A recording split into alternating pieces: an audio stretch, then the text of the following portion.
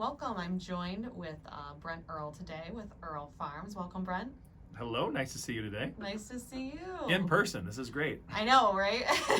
I always have people ask me, like, in person? We're recording this in person? Yeah, that's what we do here. It works. So it's media. It counts. Absolutely. So thank you for joining us today. And happy Monday, by the way. Yeah. Happy Monday, March 1st. Yeah, it is. I wanted to jump in, and I like to talk a little bit about, or have you share with listeners, just a little bit about yourself, a little bit of background, personally, professionally, whatever you feel comfortable with, and kind of go from there. Well, yeah, I feel pretty comfortable because all my stuff is out there in the public eye. So, right? Yeah, it's not a big deal. So, yeah, Brent Earl, longtime Howell person, probably, I think I'm sixth or so generation in the community.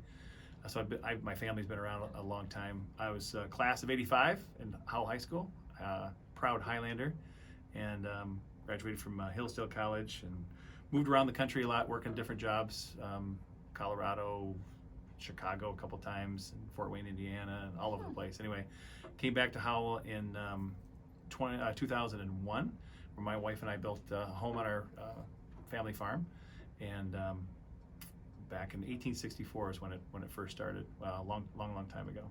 But yeah, I currently sell software. I in the manufacturing arena of software, so I sell to large corporations and trying to convince them that they need what I'm selling. Aren't we all? Yeah. We're all in that business. Yeah. No, I work for Siemens Corporation, so Okay. very good company. Awesome. Yeah. Well, thank you for sharing that with us. And we were actually talking a little bit in previous shows about the history and the rich history of Howell. And I mean, you're part of that history. That's amazing. So we're really excited to have you here. And actually, speaking of history, we're right now gathering some historical documentation. You're working with the Howell Chamber on this to really kind of do a deeper dive into the Citizen of the Year and the history behind that. So I'm going to kind of jump around here, but fire away. Yeah. So can you tell us a little bit about the Citizen of the Year, how it started, whatever information you've gathered thus far, because Sure. It is a really unique recognition, and something that has just been so long standing in the Howell region. It's just amazing to really honor these individuals and to see what they've been able to accomplish in the community, and it's just really that servant leadership, truly. Mm-hmm. So I'll let you kind of take it Sure, over. yeah. Well, I'll say that I'm an insider now in this event, the Citizen of the Year. I was the 2013 recipient, and it's very, very proud to have been recognized, and it's just an awesome thing to happen.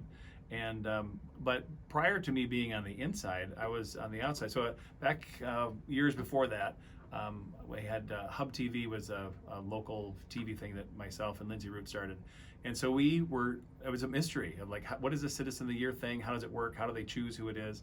And it really was that. And it still is to this day. It's a mystery of exactly what happens, of how people are selected.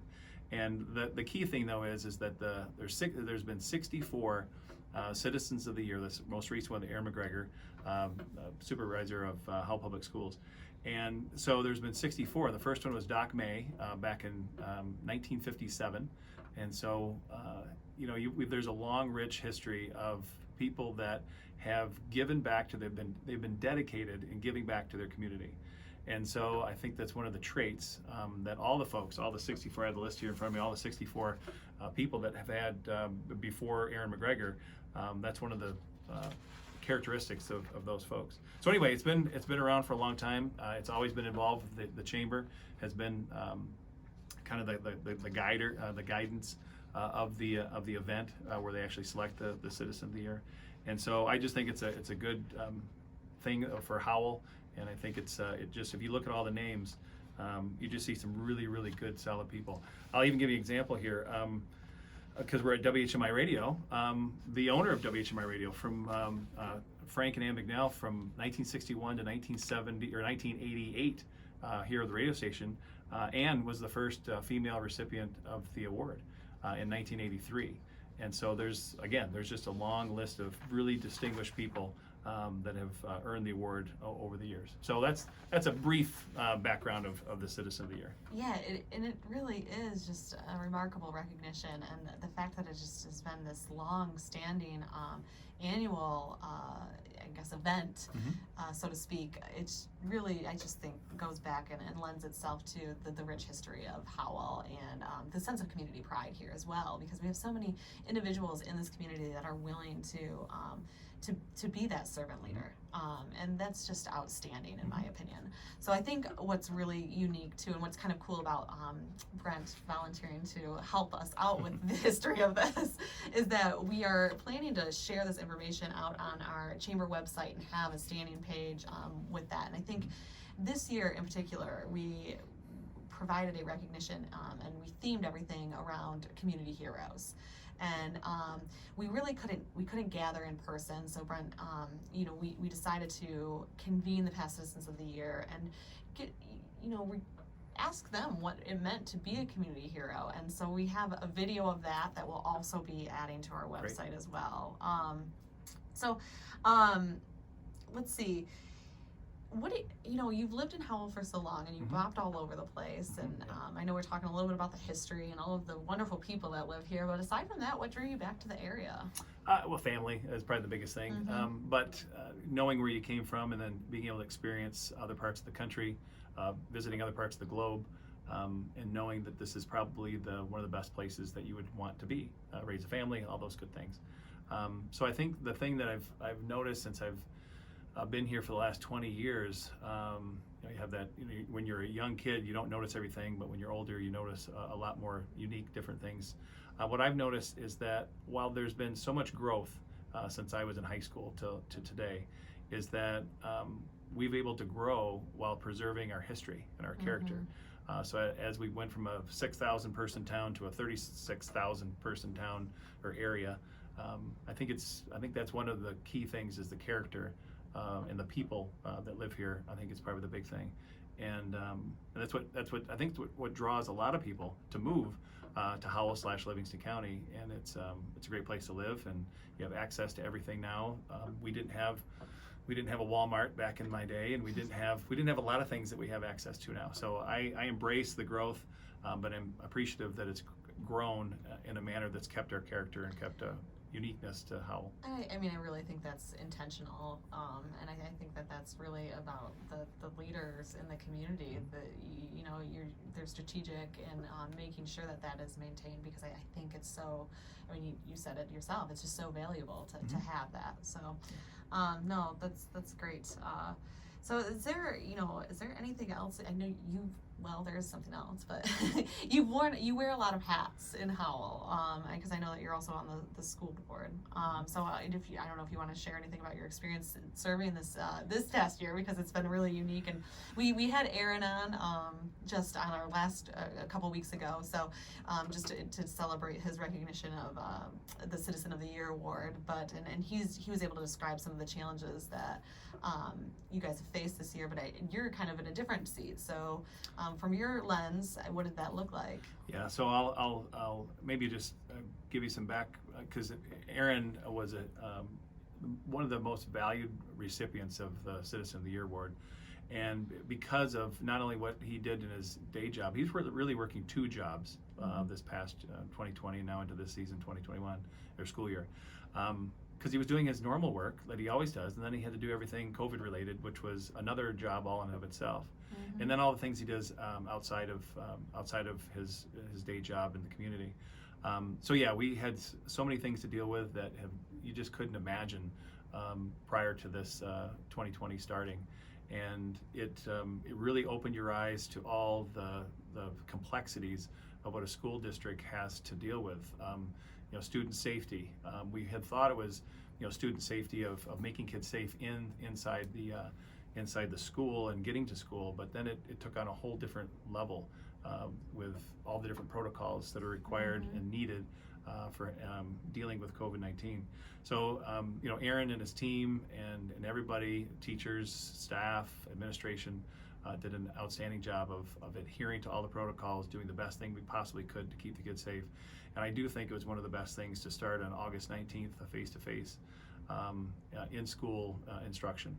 I think the kids were excited. A lot of the teachers that I know were happy to be back in front of the kids. And as we've seen and learned over the period of time, it was the right call.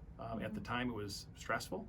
It was a lot of uncertainty. We weren't completely sure if it was the right thing to do or not, but happy looking back in the rearview mirror that it was the right thing to do. So, and Aaron had so much to do with all of that, his leadership and guidance. I think all the effort that he had done, years prior, allowed him to be as efficient and qualified and good as he was during last year. So, anyway, there's probably a ton more to talk about in detail, but in general, it's we've done some good things for our community, I believe.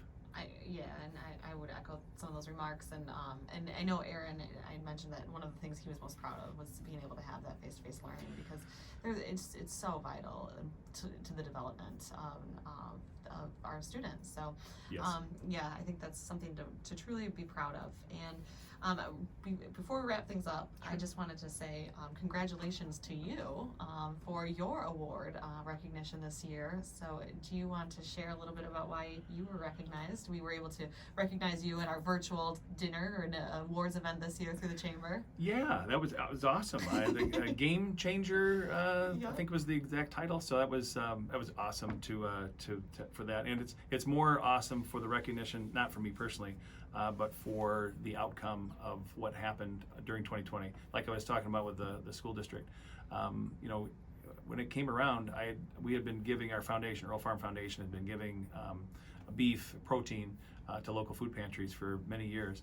And so when this hit, I was in contact with a lot of folks that we were donating to, and there was hard times. We were at 20+% unemployment there right off the get-go, and things changed in a dime. And I tell you what, my friends and community really came through. So we raised we had over $38,000. Typically, our family foundation gives 1 to 2 cows per year, which equates to about 500 pounds per cow. I know it sounds strange talking about that, but that's what it is. And we were able to raise $38,000, which produced about 19 steers, 9,500 pounds of 1 pound packages of good, healthy protein to 7 different organizations here in Livingston County, Brighton, Fowlerville, Howell, South Lyon. And so, when things get hard, people focus on shelter and food.